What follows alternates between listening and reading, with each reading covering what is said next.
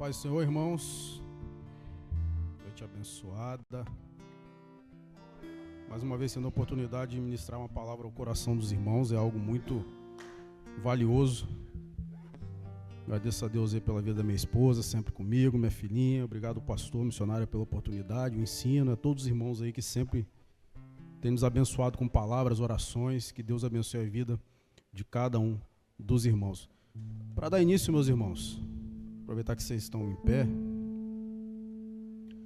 Jeremias, no capítulo 29, vai ser o texto base que nós vamos usar. Jeremias 29, no versículo 12 e 13. Se os irmãos aí da mídia conseguirem colocar para a gente aqui. Eu estou na King James atualizada, a minha versão. Diz o seguinte, Jeremias 29, versículo 12. Então me invocareis, e chegareis a mim para orar, e eu vos darei toda a atenção. Versículo 13. Vós me buscareis e me encontrareis, quando me buscardes de todo coração. Palavras do nosso Deus, na boca do profeta Jeremias. Meus irmãos, pode se assentar. Obrigado ao Ministério de Louvor. Vocês são uma benção. Hoje o Ministério de Louvor estava afiado. Que Deus abençoe os irmãos. Meus irmãos, prometo que não vou demorar. No máximo aí 30 minutos eu vou gastar. Deixar bastante tempo para o pastor depois. Eu tenho meditado numa palavra, meus irmãos. E ela, sabe quando você lê aquela palavra e ela fica ali no seu coração, vai e volta, e você se pega meditando de novo naquela palavra e lembrando daquela palavra. Eu acho que eu estou quase um ano já com essa palavra assim. Tive algumas oportunidades de ministrar a palavra de Deus aqui no altar, na rádio, como Deus sempre me concede a oportunidade, às vezes numa saudação, reunião dos homens. Mas até então Deus não tinha me direcionado a pregar essa palavra. Só que quando eu fiquei sabendo que eu ia ter oportunidade, essa palavra me veio fortemente no coração. E eu orei muito e falei, essa palavra que Deus quer transmitir para nós.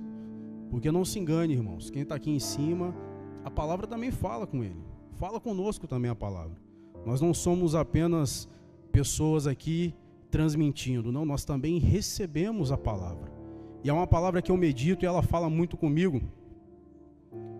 E eu usei como texto base Jeremias, no seu capítulo 29, porque Deus dá esse recado para o seu povo.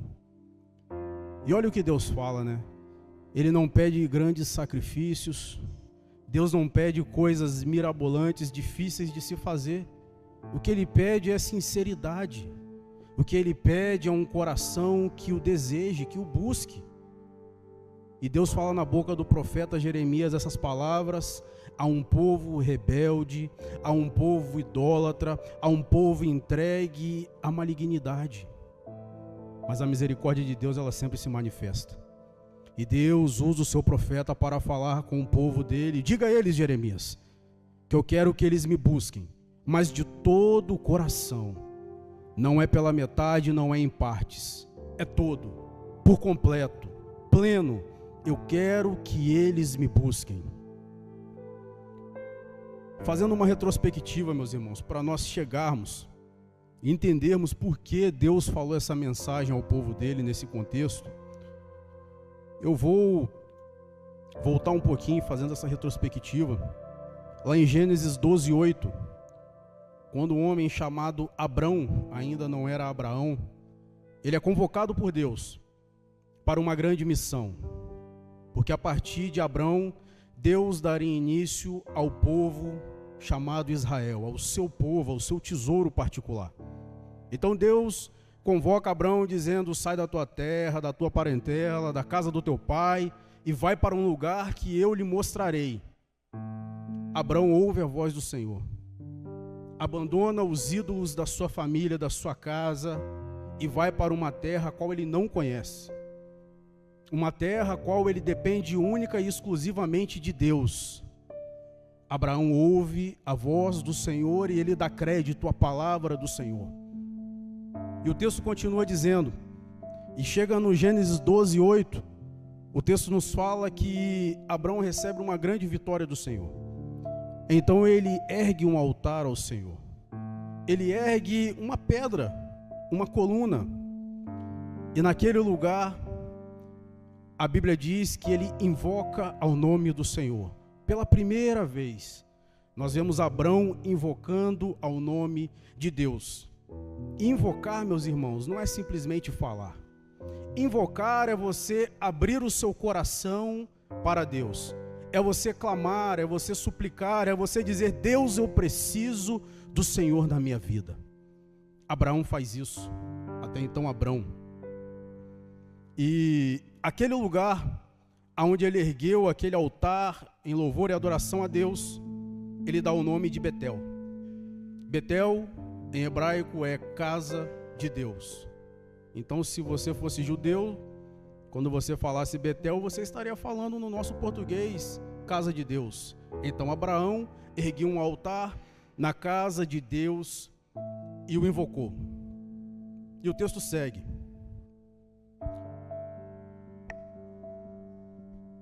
O filho de Isaac, filho de Abrão, um deles chamado Jacó, o outro Esaú, ele foi aquele que recebeu a bênção da primogenitura do seu pai Isaac. Então seu irmão Esaú queria matá-lo, porque Jacó passou a perna no seu irmão e roubou a sua bênção da primogenitura. Mas nós bem sabemos que Esaú desprezava essa bênção. Esaú não valorizava aquilo que era dele por direito. Então Deus coloca a bênção sobre Jacó. Jacó, então, orientado pela sua mãe, ele vai para a terra do seu tio em busca da família, da sua mãe. E no meio do caminho, o texto diz, Gênesis 28, vai do versículo 10 ao 22 essa história, que Jacó, ele fica cansado. Então ele deita sobre uma pedra e dorme. E o texto diz que em sonho Deus lhe dá uma visão. Então Jacó vê uma escada que vai da terra até o topo do céu. E ele vê anjos subindo e descendo. E quando ele acorda, se puder colocar para mim, Gênesis 28, 10, eu vou colocar aqui também, eu vou achar o versículo certinho, para os irmãos verem o impacto que essa visão teve na vida de Jacó. É o versículo 16. Quando Jacó acordou dessa visão, o texto diz: Jacó acordou de seu sono e fez o seguinte comentário: na verdade, o Senhor está neste lugar, e eu não sabia. 17. E ele exclama: então sentiu muito medo e exclamou: quão temível é este lugar! Certamente não é outro senão Betel, a casa de Deus. Eis que encontrei as portas do céu. Meus irmãos, todas as vezes que nós entramos na casa de Deus, o nosso comportamento tem que ser como o de Jacó. Nós devemos nos estremecer. Nós devemos ter um temor tão reverente nos consumindo, a ponto de temermos profanar este lugar sagrado. Porque a casa de Deus é um lugar santo. Aonde Deus habita, esse local se torna santo, não pelo lugar, mas por quem está habitando naquele lugar. Jacó percebe isso. E ele, como um pecador, sabendo que era, ele se assusta. Mas Deus já havia feito uma promessa de que daria por intermédio dele uma geração grandiosa que abençoaria as nações. E eu fico me imaginando o seguinte, irmãos. O homem tem essa visão, sabendo que naquele mesmo lugar o seu avô, Abrão, havia construído um altar e ali invocado o nome do Senhor. E nós vemos, irmãos, que pessoas passam, gerações vêm e vão, mas o nosso Deus, ele permanece o mesmo. Ele continua sendo imutável, santo, único digno de louvor e adoração. Então, ele basicamente diz em sua palavra o seguinte para nós: não importa em qual tempo você adentre na minha presença, o lugar sempre será santo, porque Deus, ele é eterno. E aí, meus irmãos, daí para frente, eu quero adiantar mais essa retrospectiva. Nós chegamos ao tempo dos reis de Israel. Saul reinou, Davi, Salomão. No final do reinado de Salomão, Deus rasga o reino pela idolatria do povo, pela desobediência à palavra de Deus. Entrega 2 tribos, Judá e Benjamim, ao filho de Salomão, Roboão, por amor a Davi. E as outras 10 tribos ele entrega na mão de Jeroboão I. E Deus faz um alerta através do seu profeta: olha, Jeroboão, se você obedecer aos meus mandamentos, aos meus preceitos, se você honrar a minha presença, eu tornarei a sua descendência próspera como reis em Israel. Jeroboão, ok, recebeu uma palavra. Jeroboão, ok, recebeu a bênção. Mas quando ele toma posse daquilo que Deus fala, 1 Reis, no capítulo 12, em diante, o texto diz que Jeroboão, preocupado em perder o povo, em que o povo deixasse, Jeroboão, preocupado com o poder, ele toma uma decisão insana. Ele diz: farei 2 bezerros de ouro, um ficará em Dan e outro aqui. Onde? Betel, na casa do Senhor. Então Jeroboão primeiro constrói um altar idólatra, coloca uma imagem de um bezerro e diz: aqui, Israel, o teu Deus que te tirou do Egito. Com essa atitude ele corrompe e profana o lugar conhecido como a casa de Deus. E aí, meus irmãos, algo extraordinário acontece, porque todas as vezes que a casa de Deus é profanada, não somos eu e você que nos manifestamos contra essa profanação, não, é o próprio Deus. Deus levanta um profeta e diz a ele: vá, Jeroboão, entregar uma mensagem. E o profeta chega em Betel com uma mensagem para o rei Jeroboão. 1 Reis 13, 2, por gentileza. E por determinação de Yahvé, gritou contra o altar esta condenação: altar, altar, assim fale Yahvé o Senhor. Eis que na casa de Davi nascerá um filho chamado Josias, que imolará sobre ti os sacerdotes dos altares idólatras que hoje queimam incenso aqui, e ossadas humanas serão queimadas sobre ti mesmo. Segue. Naquele mesmo dia, ele deu um sinal afirmando: este é o sinal de que Yahvé falou: o altar se partirá, e toda a cinza que está sobre ele se derramará. Agora pega num verso mais à frente. 1 Reis 13, salvo engano é o 10.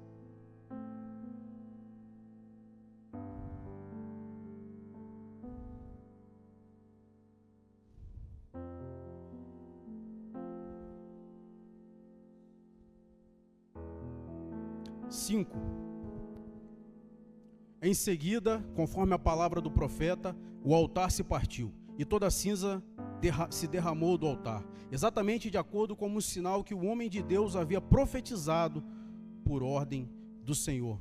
2 coisas importantes aqui, meus irmãos. Primeiro, a que eu falei: Deus mesmo se encarrega de purificar a sua casa.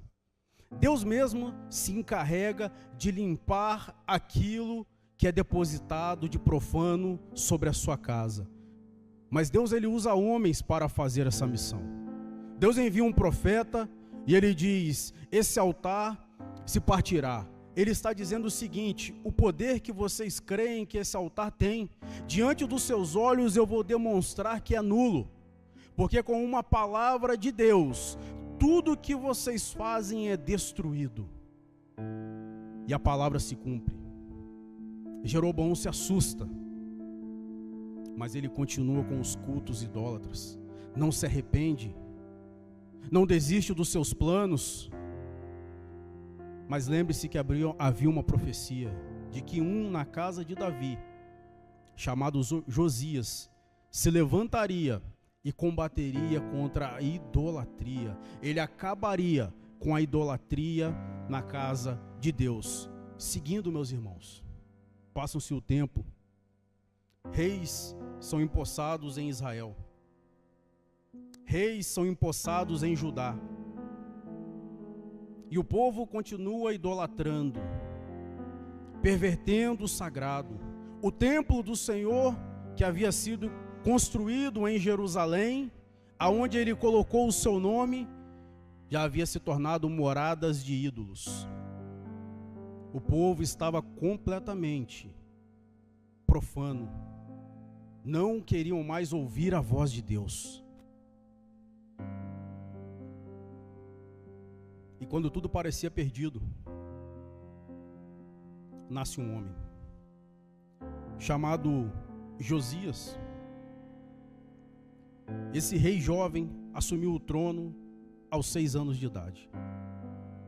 Aos 18, ele decidiu buscar ao Senhor e falou: vamos cuidar da casa de Deus, o templo que estava abandonado, o templo em Judá. E quando eles estão fazendo uma reforma, o sumo sacerdote Ilquias acha o livro da lei, a Torá. Estava perdido dentro do templo. A chave, meus irmãos, para a santificação, ela está dentro da casa do Senhor. Mas muitos não percebem isso. A chave para se aproximar de Deus, ela está em nossas mãos. É a palavra do Senhor. Mas muitos não compreendem isso. Entram na casa de Deus, saem da casa de Deus e não conseguem encontrar a palavra do Senhor. O sacerdote, o sumo sacerdote Ilquias acha o livro da lei, comunica ao rei e entrega-o. Quando o rei lê, ele rasga suas vestes, ele pranteia, porque ele percebe o quão afundado no pecado o povo estava, tanto Judá como Israel, porque se afastaram da lei do Senhor. Todas as vezes que nos afastamos da palavra de Deus, que queremos viver segundo os nossos próprios desejos e caminhos, nós vamos contra a palavra de Deus. E ir contra a palavra de Deus é ir contra a vontade do Senhor. Se não estamos a favor de Deus, meus irmãos, nós estaremos certamente contra Ele. Josias se prostra, clama, fala com Deus e pede para que lhe consultem uma profetisa por nome Uda. Quando chegam para consultá-la, ela diz as seguintes palavras: bem sei eu quem foi que mandou me consultar, mas diga a ele que pela reverência, que por ele entender que a minha palavra é mais importante e mais valiosa do que o próprio reinado dele, eu o recolherei em paz. Mas o povo, sobre eles terão um julgamento. E quando eu li essa palavra, eu pensei, mas como assim terá julgamento sobre o povo? Porque após isso, Josias faz reformas profundas em Judá, Jerusalém, mas também em Israel. Ele remove os ídolos, postes sagrados que estavam dentro do templo do Senhor, aquele que Salomão fez. Haviam profanações, postes sagrados, ídolos. Nas dependências do templo, haviam prostitutos cultuais, homens e mulheres, que num culto profano se relacionavam sexualmente com as pessoas. Tudo isso acontecendo na casa de Deus. Não é mera coincidência, meus irmãos, se isso que eu estou falando para você puxar na sua mente e ver que tem acontecido nos dias de hoje. Pessoas que têm profanado a casa de Deus. Mas Josias, conforme a palavra de Deus havia sido liberada pelo profeta, continua a sua reforma, limpando, queimando os ídolos, derrubando postes de adoração, prendendo pessoas, se preciso, condenando-as à morte. Mas ele diz: eu não vou parar aqui, eu vou a Israel, eu vou a Betel. Chegando em Betel, ele destrói aquele altar partido pelo Senhor, queima as cinzas dos sacerdotes pagãos e profana aquele altar, dizendo que o único digno de adoração é o nosso Deus.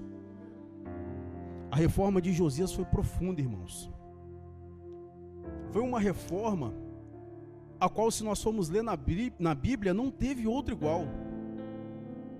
Josias limpou Israel da idolatria, da profanação, e ele continuou o seu reinado. Mas chega um tempo em que Josias, em uma batalha com o faraó, ele acaba sendo morto. E nós podemos pensar, meu Deus, morreu tão jovem, né? Mas Deus havia dito que antes de derramar o seu julgamento sobre o povo, o recolheria para si. E aqui, meus irmãos, vai mais um fato ao qual nós devemos nos atentar. O crente, quando ele está firmado em Deus, na presença de Deus, ele não morre simplesmente. Ele é recolhido para junto do seu mestre. Ele cumpriu a sua missão e agora ele vai para o seu descanso ao lado do Senhor. Então, se você vê um crente fiel morrendo, não se preocupe, não se descabele. E eu falo até do meu amigo Lucas, que está aqui comigo. Eu comentei com ele no velório do saudoso pai do nosso irmão Lucas. Eu falei, Lucas, que ambiente é esse nesse velório aqui? Nós estávamos, irmãos, rindo respeitosamente, conversando, e o pai do nosso irmão ali, já descansando, dormindo. E eu falei, meu amigo, a presença de Deus é tão real aqui, que nós não sentimos o peso da morte, pois aqueles que estão em Cristo Jesus, a morte não tem poder sobre eles. Lucas bem sabia o que havia acontecido com o pai dele. A mãe do meu amigo Lucas sabia. Eu perguntei se a senhora precisar de uma coisa. Ela, não, meu filho, eu estou bem, eu sei onde ele está. E eu pensei por mim, meu Deus, a mulher é cheia, gente. O marido dela ali, e ela feliz, porque sabe aonde ele está. Mas esse povo, meus irmãos, Josias é recolhido, terminou a sua missão, e Deus está dando um recado, agora vai começar o julgamento, e ele começa pela minha casa. Então Deus levanta o profeta Jeremias, que viveu no tempo de Josias e passou a transição da sua morte até o reinado dos seus filhos. E eu vou ler para os irmãos um texto que eu marquei aqui. Porque você pode se perguntar, mas por que com toda essa reforma, Josias entrou ali firme, ensinando a palavra ao povo, jogando os ídolos por terra, mas por que Deus trouxe julgamento? No capítulo de Jeremias, no livro de Jeremias, no capítulo 2,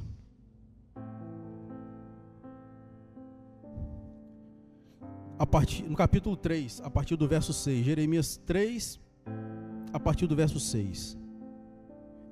Tem um título aqui na minha Bíblia que diz a deslealdade de Israel. E Deus diz na boca do profeta Jeremias: durante o reinado do rei Josias, Yahvé, o Senhor, me revelou. Viste o que fez Israel a infiel? Ela se dirigiu a toda colina e monte elevado, e sob toda árvore frondosa se prostituiu. E eu então me dizia, depois de ter feito tudo isto, ela voltará para mim. Mas ela não retornou. Judá, sua irmã traidora, observou o que se passava. Ela viu também, quando entreguei a infiel Israel uma certidão de divórcio, e a mandei embora, por causa de todos os seus adultérios. Contudo, a sua irmã Judá, a desleal, não teve qualquer receio e também se entregou à prostituição. E por agir com desprezo e leviandade em relação à moral, Judá igualmente contaminou a terra, cometendo adultério com ídolos de pedra e madeira. Apesar de tudo isso, sua irmã Judá, a traidora, não retornou para adorar-me de todo o coração, mas voltou com uma atitude insincera e fingida. Traduzindo para nós, Judá, reino do sul dividido, ele viu que Israel havia sido julgada por Deus, as outras 10 tribos, e haviam sido levados cativos pelos assírios. eles viram o juízo de Deus sobre parte da nação. E quando olharam aquela atitude, ao invés de se arrepender, eles disseram: vamos fazer pior ainda do que eles. E como eles fizeram pior?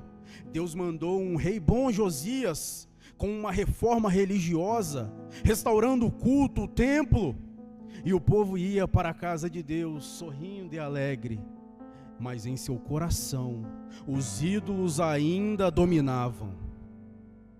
Eles se ajoelhavam, oravam, davam glória, entregavam oferta. Se fosse nos dias de hoje, até falariam em línguas.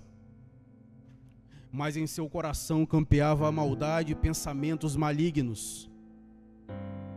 E Deus fala lá no capítulo 7. Esse povo acha, Jeremias, que pode cultuar aos seus ídolos em suas casas, oferecer sacrifícios a esses ídolos, depois entrar no meu templo, adorar-me e dizer: está tudo bem, estou na casa de Deus. Eles se enganam, Jeremias, porque os meus olhos estão sobre toda a terra. O ser humano, meus irmãos, ele é complicado. Podemos olhar para uma pessoa e dizer: eis um homem ou uma mulher de Deus. Mas é só Deus que sonda o íntimo de cada um. Deus sabe como eu estou aqui ministrando uma palavra para você. E Ele sabe como você está aí sentado, ouvindo e recebendo essa palavra. Deus envia Josias para instruir e ensinar ao povo. Deus enviou o nosso pastor para nos instruir e nos ensinar. Tem os seus ministros, os seus obreiros que o auxiliam, assim como Josias tinha. A parte dele está sendo feita. Se alguém algum dia viu esse altar sendo profanado, que levante a mão e fale. Se alguém algum dia ouviu o nosso pastor, ouviu ele tendo alguma atitude desonrosa para com Deus, que levante a sua mão e fale. O povo não tinha o que falar de Josias. A parte dele estava sendo feita, mas a parte do povo não estava sendo feita.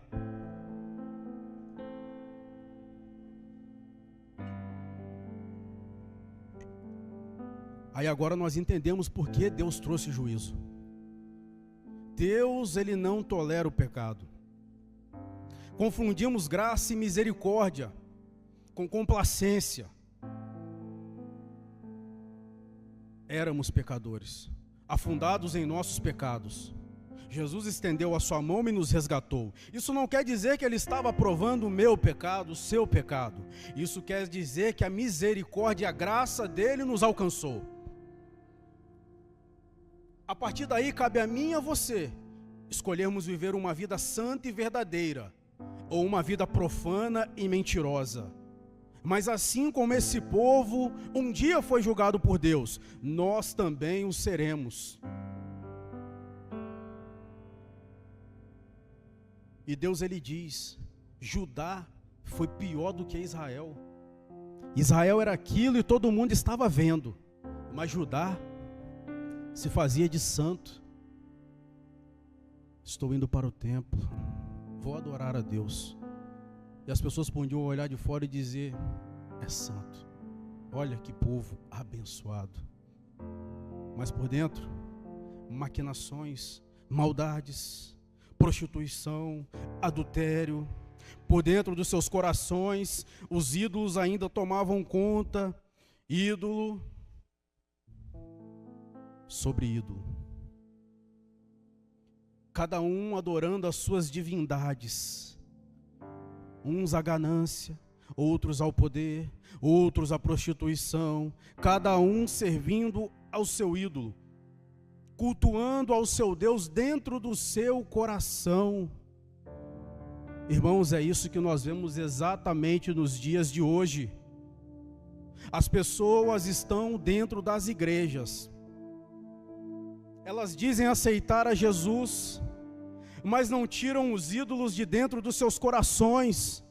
A reforma externa que deveria ser feita, aqui pelo menos já foi feita.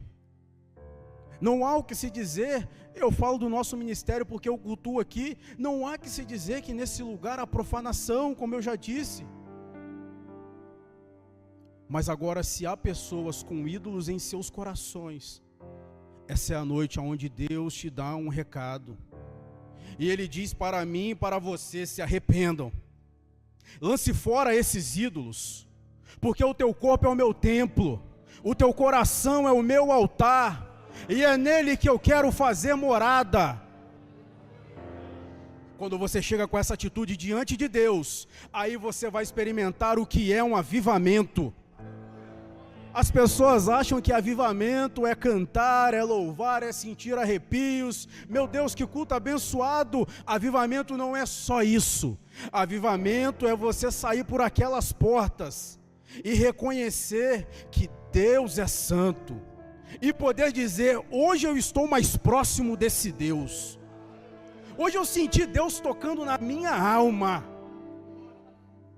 Quando você sai daqui desse jeito, não importa a dificuldade que venha sobre a sua vida, seja financeira, física, emocional, não importa, porque você sabe que Deus habita em seu coração. Você entende e compreende que nas nossas vidas não há espaço para Deus dividir com ídolos. Pedimos avivamento, Senhor, avivamento. E Deus olha para baixo e diz: limpe o lugar. Meu espírito não habita onde ídolos moram. Não podemos pedir avivamento nos prostituindo, fornicando, mentindo, enganando. Não vai acontecer, irmãos. A nossa nação pode encher estádios, pessoas podem gritar, louvores maravilhosos podem ser entoados. Se não tiver arrependimento, não terá avivamento. É isso que as pessoas não entendem. Tira o governo, tira o STF, e Deus olha para nós e diz: tira os ídolos do seu coração. Jogamos a responsabilidade para o governo. O Brasil está assim por causa do governo. Ei, Deus deu poder e autoridade na mão da igreja. Contra nós as portas do inferno não podem prevalecer. Mas o homem que está lá é espírita. Mas eu sou servo de um Deus vivo. E se eu orar, ou ele sai ou ele se converte. Vamos colocar camisas amarelas, bandeiras do Brasil. Vamos para as ruas. Mente natural, mente de que tem ídolos no coração, quer resolver as coisas no braço de carne. E Deus fala: limpa o altar, dobra o seu joelhinho, me busca de todo o seu coração, que você vai ver o que eu vou fazer com essa nação. Todos os avivamentos da história, meus irmãos, começaram com arrependimento, seguiram com palavras, oração, busca. Ei, John Wesley, para você que não sabe, ele tinha posses. John Wesley era muito conhecido, ele fazia parte da aristocracia. Mas em uma reunião ele diz: nossa, interessante, né? Londres crescendo, Inglaterra domina, mas o povo se perdendo. As pessoas têm cultura, mas elas não têm o Espírito de Deus em suas vidas. John Wesley não pegou dinheiro e não bancou uma campanha política dizendo: eu vou virar presidente da Inglaterra. Não. Ele dobrou os seus joelhos e ele orou até Deus responder. Billy Graham enchia estádios, homem que adentrava lugares aonde só os governantes do mais alto escalão iriam. E quem era ele? Um pregador do evangelho. Ele sabia que não era na força política, não era na força humana que ele transformaria a sua nação, mas era através do poder da palavra de Deus.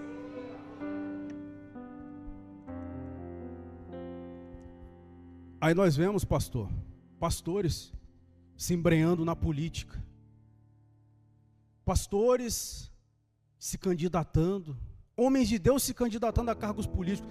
Meu irmão, se Deus tem uma chamada na sua vida para isso, amém.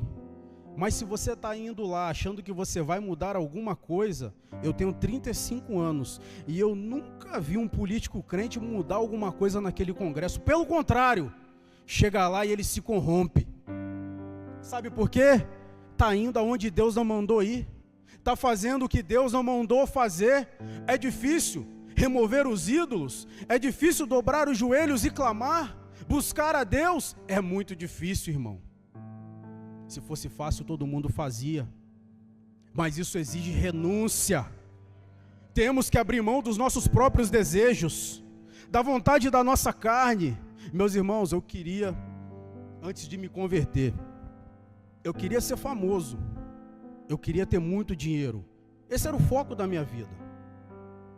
Ter fama, ter dinheiro, posses, poder. E quando eu me converti, ali, meus irmãos, é posto um dilema. Você vai continuar buscando aquilo que você deseja ou o que Deus quer? Então, naquele dia que eu me converti, eu abri o meu coração. Eu pedi para Deus me ajudar a remover os ídolos do meu coração e eu os removi. Parei de correr atrás dessas coisas e comecei a ler a palavra de Deus. Cada vez que eu lia, cada vez que eu meditava, eu ia aprendendo mais. Ídolo do orgulho sendo removido, soberba. Ídolo dos prazeres da carne, removido. Pensamentos malignos, removido. E cada vez que eu ia removendo ídolos, o Espírito ia me enchendo. E assim você vai sendo avivado. Quem disse que para você ser avivado, você precisa estar na igreja, ou só aqui tem avivamento, melhor dizendo? O avivamento que você busca está na sua casa. Quando você dobra os joelhos, no seu trabalho, quando você tem aquele tempinho, irmão Vanderval, na madrugada e clama a Deus, você está sendo avivado. As coisas estão acontecendo ao seu redor e você não é influenciado, você não é atingido. Famílias sendo destruídas, pessoas se perdendo e seu casamento seguindo na presença de Deus. Isso é avivamento, irmãos, um relacionamento contínuo, ininterrupto com Deus. Que possamos buscar mais esse avivamento genuíno. Que possamos abrir mais espaço em nossos corações para Deus. Eu não sei você, mas eu saí da minha casa pensando nessa palavra e eu estou pensando há tempos. E eu falo, Senhor, se tiver algum ídolo aí escondido, como na passagem de Ezequias, dizendo para o profeta cavar, e cada vez que ele cavava, ele achava um lugar de idolatria. Deus, se tiver algum ídolo escondido, me mostra. E me dá força para arrancar esse ídolo. Porque se nós não tivermos a presença de Deus, irmãos, nós não temos nada. Carro, casa, a nossa juventude, tudo isso passa. Mas Deus provou, através de Abraão, Jacó, Josias, que ele permanece. Eu escolho uma herança perpétua. Eu escolho uma herança que permanece, que o tempo não pode destruir. Eu escolho a Deus. Que nessa noite os nossos corações estejam rendidos. Que nessa noite, meus irmãos, você tenha vindo aqui na casa de Deus para se encher da presença dEle, ser transformado e transformar outras vidas. Você não veio aqui cumprir uma agenda, você não foi lá só para dizer, fui na casa de Deus, não. Você veio aqui buscar mais desse Deus. E Ele já disse para você nessa noite, busca-me, e eu me revelarei a você. Quanto mais buscamos, mais Deus nos dá. Quanto mais fundo mergulhamos, mais Deus se revela. É isso que Ele tem para nós essa noite. Fica de pé, meu irmão. Fica de pé. No momento em que o ministério de louvor estiver adorando, abre o seu coração. Fala com esse Deus. Eu não sei como você entrou aqui, como eu bem disse, mas você e Deus sabem. Se há ídolos aí, meu irmão, joga fora nessa noite. E peça, Senhor, faça morada em mim. Senhor, habite em mim, pois eu sou o seu templo. Adore a Deus com esse louvor, meus irmãos. Temer